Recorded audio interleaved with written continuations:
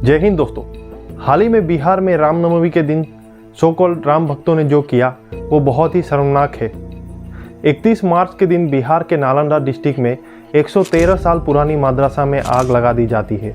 ये हादसा हमें याद दिलाता है इतिहास का बख्तियार खिलजी, जो सिमिलर तरीके से अपना भड़ास निकालता था। बख्तियार खिलजी इतना क्रूर था कि उसने एक नहीं दो नहीं बल्कि अनेक यूनिवर्सिटी को राख में मिला दिया था। दुनिया की सबसे पुरानी यूनिवर्सिटी, जिसकी स्थापना 500 शताब्दी में हुई थी, जहाँ पे देश विदेश से स्कॉलर पढ़ने आते थे, उस यूनिवर्सिटी को भी खिलजी ने तबाह कर दिया था। यहाँ पे मैं बात कर रहा हूँ नालंदा यूनिवर्सिटी की, जिसमें 9 फ्लोर की लाइब्रेरी थी और यहाँ पे एक दो नहीं बल्कि 90 लाख से भी ज़्यादा किताब थे और इन किताबों को जलने के लिए 3 महीने से भी ज़्यादा का टाइम लगा था। इन 3 महीनों में नालंदा में सिर्फ वो किताब ही नहीं जले, बल्कि जले सदियों से लिखी गई भारत की वो संस्कृति और लिटरेचर और ऐसी ज्ञान की भंडार जो आने वाली पीढ़ी को काफ़ी बेहतर बना सकती थी। 1200 शताब्दी में जब खिलजी ने नालंदा को तबाह किया, तब इसमें 2000 के करीब टीचर्स थे और 10,000 से भी ज़्यादा स्टूडेंट्स थे। कितने लोग मारे गए और कितने बचे ये तो हम नहीं बता पाएंगे, लेकिन इतना ज़रूर पता है कि इस हादसे ने भारत को काफ़ी साल पीछे धकेल दिया।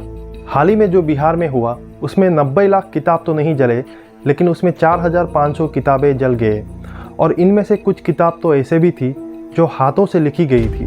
द क्विंट के आर्टिकल के हिसाब से उस दिन 1000 लोग भक्ति प्रोसेसन कर रहे थे और जैसे ही वो मदरसे के सामने से गुजरे, वहाँ पे हिंदू मुस्लिम के बीच में कन्फ्लिक्ट हो गया और हिंदुओं ने मदरसे के ऊपर पेट्रोल बम फेंक के मारा, जिसकी वजह से वहाँ पे आग लग गई। शुक्र है कि इसमें किसी की जान नहीं गई। बाद में इसके खिलाफ 12 FIR फाइल किए गए और पुलिस ने 77 लोगों को अरेस्ट भी किया। हालांकि मुजरिमों को सज़ा तो मिलेगी, लेकिन किस कीमत पर? उन स्टूडेंट्स का क्या होगा जो इस मदरसे में पढ़ते थे? उन सालों पुरानी हाथ से लिखी गई किताबों का क्या जो इस आग में जल गए? भारत में अलग अलग जातियों के लोग रहते हैं और कभी कभी इन जातियों के बीच में तनाव भी देखने को मिलता है, और अगर इन तनाव के चलते एक जाति दूसरे जाति के कला संस्कृति को तबाह करने पे आ जाए, तो भारत के पास एक दर्दनाक इतिहास के अलावा और कुछ नहीं बचेगा। अगर हम इतिहास की गलतियों से नहीं सीखेंगे तो किसी दिन हम ही इतिहास बन जाएंगे और किसी को फ़र्क भी नहीं पड़ेगा।